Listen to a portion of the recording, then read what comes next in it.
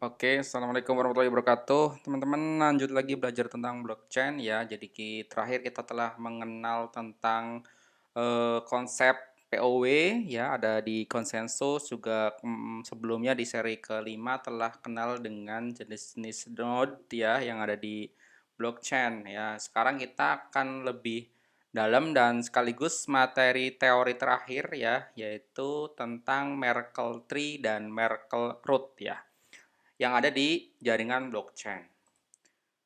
Oke, kita lanjut mengenai pengertian dari Merkle tree. Nah, kalau transaksi yang ada di blockchain itu disimpan sebagai dinamakan sebagai pohon Merkle ya. Pohon Merkle ini bentuknya terstruktur ya, jadi pohonnya terstruktur di mana setiap simbol ini dalam bentuk seperti daun ya, karena ini pohonnya. Nah, si daun-daun ini sebetulnya adalah hash ya, hash dari setiap transaksi gitu ya. Lalu mereka memiliki sebuah akar yaitu Merkle root. Jadi kalau kita gambarkan ya, ketika ada transaksi-transaksi yang masuk nih ada 5 transaksi di sini sebagai contoh ya. Kemudian saya simbolkan dengan TRX ya, TRX dari 1 sampai 5. Kemudian di blockchain ada mereka yang melakukan penambangan, mereka melakukan hashing, sementara si transaksi tersebut menjadi sebuah kode hash ya, dan saya simbolkan dari HA, HB ya, kemudian HC, HD dan HE. Dan dari kelima hash tersebut itu HA dan HB hash ini bergabung menjadi HAB ya. Lalu yang C dan D itu jadi HCD. Nah, karena E ini sendirian ya, maka dia melakukan hash dengan dirinya sendiri. Jadi muncullah HE double di sini. Dan ketika bergabung jadi sebuah hash muncul jadi HE dan E ya. Jadi kita telah dapat 3 HAB, HCD dan HE dan E. Ya, ada 3 yang berikan hash tersebut terbentuk ya yang ditunjukkan dengan warna orange di sini. Kemudian HA dan B dia bergabung lagi menjadi sebuah hash ya. Jadi HABCD. Nah, lalu yang HE karena dia sendirian juga dia akan dihash lagi, makanya ada HEE double di sini. Lalu dibentuklah sebuah hash baru yaitu HEE dan E ya, ada 4. Lalu mereka bergabung menjadi satu hash sehingga terbentuklah HABC dan E dan E ya, ada E-nya ada 4 kali di sini. Nah, ini yang warna merah ini disebut dengan Merkle root ya. Jadi transaksi-transaksi ini disimpan sebagai pohon Merkle dan setiap pohon Merkle itu punya yang namanya Merkle root. Jadi hash yang paling akhir ya. Itu dinamakan dengan Merkle root. Nah, si Merkle root ini dia itu sifatnya disimpan di header block ya. Lalu kalau transaksi-transaksinya itu disimpan di Merkle tree ya. Jadi tolong digarisbawahi bahwa di sini ada 2 root ya, ada 2. Nah, jadi setiap Merkle ya, Merkle root ini memang disimpan khusus di blok header ya. Jadi dia benar-benar dipisahkan ya. Kalau Merkle data transaksi dia di bawahnya ya, dia berada di Merkle tree ini. Yang perlu diingat adalah kita sebagai full node ya, jadi komputer yang ada di jaringan blockchain ini memang menyalin ya, kalau yang secara keseluruhan yaitu full, memang menyalin semua data blockchain. Nah, kemarin kita telah bahas juga tentang like node ya, dia memang hanya menyalin headernya saja ya. Jadi bagian dari full node yaitu ada like node ya, dia yang tugasnya hanya menyalin header blockchain. Kalau kita lihat ya, si like node ini kemarin kan metodenya adalah SPV ya, Simple Payment Verification. Jadi sebuah node yang meminta full node untuk melakukan verifikasi transaksi ya. Jadi kan kemarin kita juga telah bahas tentang wallet ya. Jadi emang ada node yang memang hanya melakukan transaksi, dia tidak melakukan penambangan. Nah, seperti Coinbase ini yang termasuk dari si like node ini yang menggunakan SPV.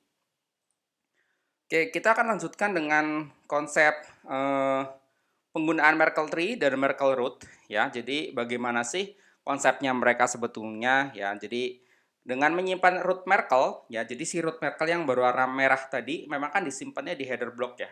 Tapi kan transaksinya tidak disimpan di yang mereka simpan itu tidak di luar transaksi ya, hanya root Merkle-nya saja. Sedangkan transaksinya berada di pohon Merkle-nya. Jadi di blok gitu ya.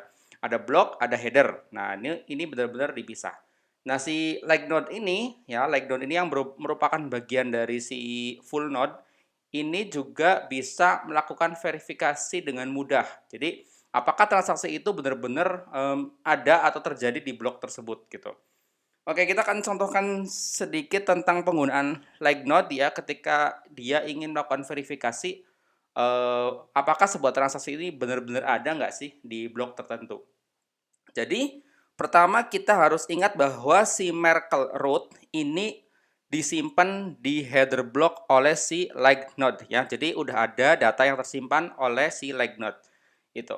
Oke, saya akan lanjutkan tentang Merkle root dan Merkle tree-nya. Jadi si Merkle root pertama disimpan di header ya, blok header ya. Jadi udah tersimpan. Lalu di bloknya kan isinya adalah transaksi-transaksi yang sudah dilakukan hashing ya di sini. Sebagai contoh, kita akan coba melakukan verifikasi apakah transaksi ketiga ya TRX3 ini ada nggak gitu ya. Jadi si like node ini ingin melakukan verifikasi. Oke. Namun kita tahu bahwa setiap transaksi sudah dilakukan hashing ya. Jadi mengapa muncul ada HA, ada HB, HC dan seterusnya ya dari setiap transaksi dilakukan hashing. Nah, terus dari situ si like node itu menggunakan konsep logaritma basis 2 ya, log 2 gitu ya. Nah, kita tahu bahwa transaksinya ada 5 ya, makanya kalau logaritma basis 2 dari 5 adalah 3. Begitu juga dengan transaksi-transaksi lain, misalnya ada 1024 gitu ya, ada 1024 transaksi ya ketika log base 2 ya hasilnya 10. Jadi ada 10 gitu ya, ada 10 hash yang akan diminta untuk melakukan verifikasi. Nah, sebagai contoh kita lihat ada 5 ya, ada 5 transaksi karena dia menggunakan logaritma base 2 jadi 3. Jadi si blockchain ini akan mencari tahu ya hashes terdekat gitu ya. Nah, terdekat ditemukanlah ada hash AB ya, hash D dan hash yang ME-nya 4 ya. Jadi ditemukan 3 ya, 3 terdekat. Ya, jadi untuk memverifikasi dicarilah 3 ini dulu. 3 hash ya di dalam sebuah jaringan blok gitu ya, di blok tersebut. Oke, langkah selanjutnya si like node ini kan sudah bisa membaca HC nih dari sini ya, dari setelah ditemukan 3 hash tersebut ya, udah dapat 3, maka karena sudah dapat ditemukan HC-nya, otomatis untuk membaca HCD itu mudah karena kan HD udah ditemukan, udah disediakan dan C-nya udah, maka hash untuk HCD juga bisa ditemukan. Nah, ini proses verifikasi pertama. Lalu selanjutnya karena HAB juga sudah ditemukan di awal dengan konsep logaritma ini ya, maka sekarang HABCD juga bisa ditentukan karena tadi kan HCD udah ditemukan, sekarang HAB juga ditemukan, maka HABCD juga sekarang sudah terverifikasi.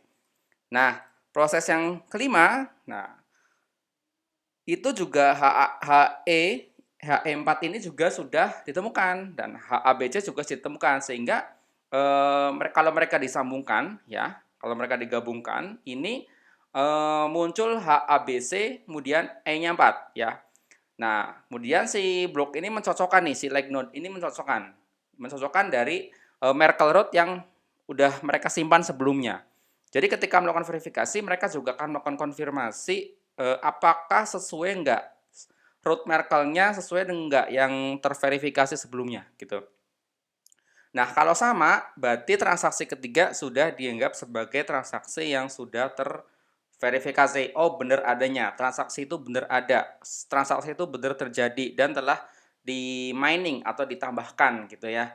Jadi sebuah blok ini, transaksi ini sudah dianggap sebagai transaksi yang valid. Itu cara kerja si like node ya ketika melakukan validasi atau melakukan verifikasi sebuah transaksi. Ya, transaksi itu misalnya si node 1 ngirim sebesar 1 atau 10 Bitcoin kepada node 5 gitu ya. Atau yang node 5 mengirim 500 Bitcoin kepada node 100 gitu. Itu cara dari transaksi-transaksi itu divalidasi oleh si like node ini. Memang tugasnya memang mereka melakukan verifikasi transaksi.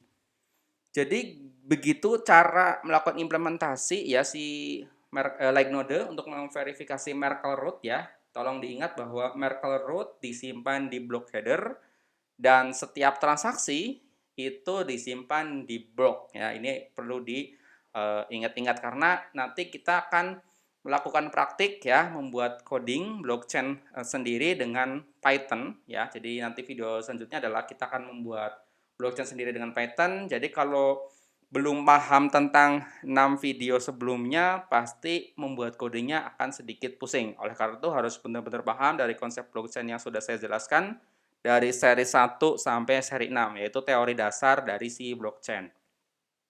Oke, siap-siap untuk praktek. Silakan teman-teman persiapkan diri melakukan instalasi Python ya. Jadi Python sama PIP ya, sebuah semacam Python Manager ya untuk instalasi dari library-library si Python. Tapi nanti jangan nggak usah khawatir, saya juga akan jelaskan tentang cara instalasi Python-nya di komputer lokal kita. Oke teman-teman, semoga bermanfaat tentang teori-teori dasar dari isi blockchain. Semoga tidak ada kesulitan nanti ketika melakukan praktikum. Dan sampai jumpa di seri praktikum membuat blockchain pada seri video ke-7. Oke, terima kasih. Assalamualaikum warahmatullahi wabarakatuh.